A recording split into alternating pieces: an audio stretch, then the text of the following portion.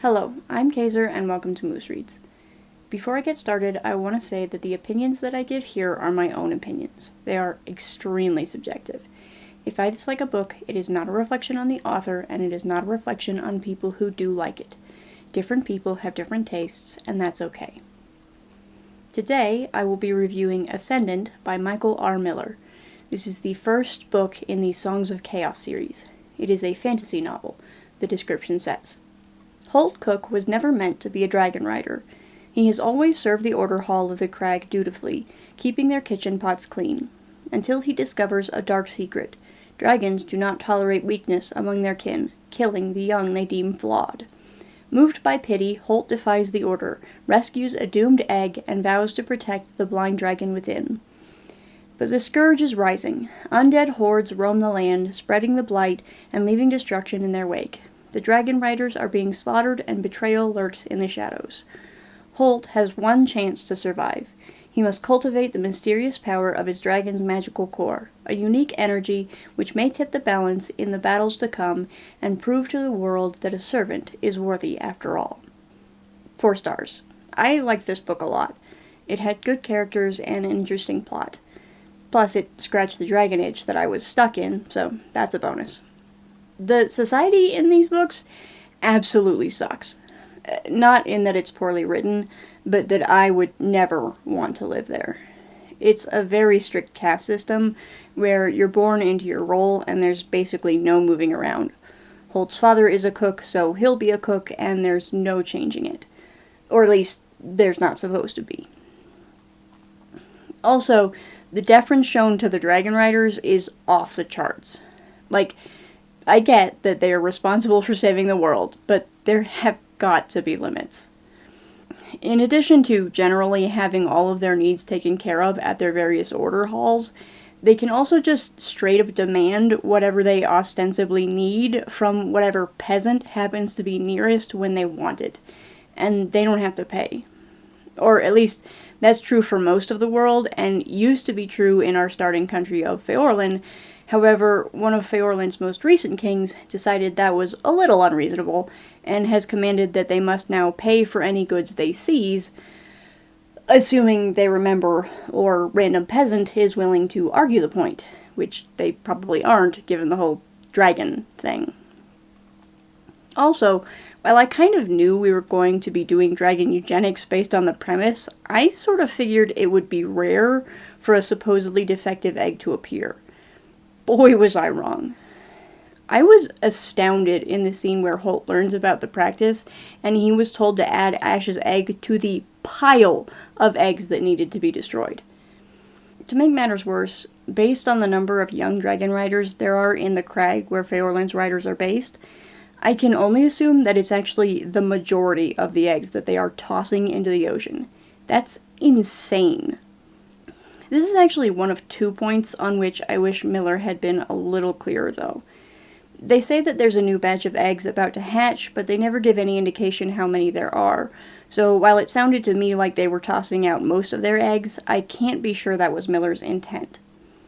The other thing gets a little into what I would call spoilers, but the vague version is that I didn't feel like the layout of the world was explained clearly enough before understanding it became important. Right as the plot is ready to get going, the king calls for all the people to gather at the capital, because the scourge are attracted to people, and if you gather them all in one place, it's easier to concentrate your forces and mount a solid defense.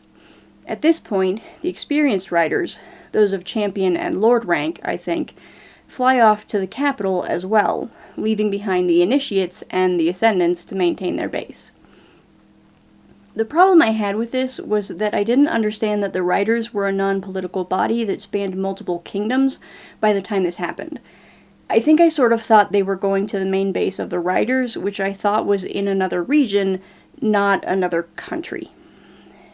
Probably it wouldn't have been that big a deal, except for something else that happens sometime after they leave. But that's where it starts to feel like spoilers to me, even if it is still early in. So, if you don't like spoilers, now is the time to pause or close the video.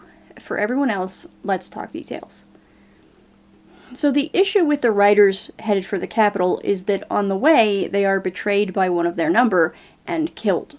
So they just kind of disappear somewhere in the wilderness, and we never really see them again. It may just be me, but this made it really confusing. Because we never find most of their bodies, and I thought they were going to the Primary Order Hall in the first place, I kind of struggled to understand what happened to them. Holt and company go traipsing across the kingdom and see almost no sign of any of them. At the same time, the same traitor comes to the crag, followed by the resident leader of the riders in hot pursuit, and kills all the riders still there. So throughout the book, whenever they mentioned him attacking the riders, I wasn't sure if they were saying he'd killed all the senior riders, or if they meant the riders still at the crag. Like I said, this might be a me problem, but I do wish Miller had found a way to make all the political divisions a little clearer. Even so, the confusion didn't have all that much impact on the story, since they were, in fact, dead the whole time. So it's a small issue in the grand scheme of things. My biggest complaint is that some things were just a little too predictable. At some point, they mentioned that the previous king of Feorlin died in a battle because his brother's army didn't get there in time to save him, although they did conquer the enemy once they arrived. And then they say that the prince, now king, also died rather suddenly of an illness, at which point I assumed the brother/uncle was a bad guy. Also, because the book is called Ascendant, which is the first real rank of Dragon Rider, and Holt makes a big deal about becoming stronger as fast as he can, I figured he'd become an Ascendant before the book was done. Sure enough, just before the climax, he breaks the threshold and ranks up.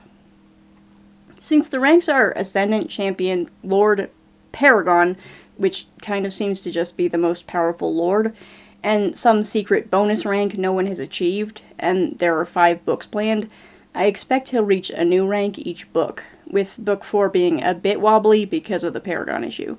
We'll see. I also kind of think Ash being a lunar dragon is a little dumb. Like, I wouldn't mind so much if lunar was a stand-in for night-based powers, but they specify pretty regularly that it has to do with moonlight. But moonlight is just reflected sunlight, so I'm not really sure why there's a tangible difference. I don't know. It's a small nitpick, but it bothers me. Despite these minor problems, though, I really did enjoy the book, and was fully on board to continue the series. If you're into Dragon Riders, maybe give this one a shot. That's all I have to say about Ascendant. If you like this video, I hope you'll watch more in the future. Thanks for watching this one. Bye!